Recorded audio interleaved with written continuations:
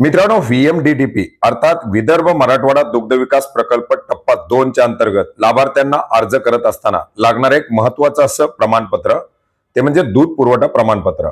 लाभार्थ्यांना शेतकऱ्यांना गेल्या 3 महिन्यामध्ये नियमितपणे एखाद्या खाजगी किंवा सहकारी दूध डेअरीवरती दूध दिलेलं असेल तर त्याच्यासाठी हे प्रमाणपत्र या ठिकाणी द्यावं लागणार आहे।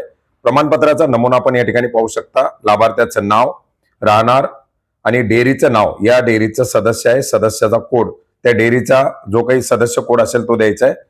नियमितपणे दूध संकलित केलेलं आहे, संकलन केंद्राचं नाव, त्या संकलन केंद्राचा नंबर, मोबाईल नंबर लाभार्थ्याचा, याच्यानंतर मागील या तारखेपासून या तारखेपर्यंत 3 महिन्यामध्ये किती लिटर दूध आणि किती दिवस दूध घातलेलं आहे हे या ठिकाणी द्यायचंय। खाली दूध संकलन केंद्राचं नाव आणि खाली दूध संकलन केंद्राचे जे सुपरवायझर असतील त्यांची सही आणि आपल्या जवळच्या पशु संवर्धन विभागाचे जे अधिकारी असतील त्यांची सही आणि शिक्का या प्रमाणपत्रावरती घेऊन हे प्रमाणपत्र वापरायचं आहे।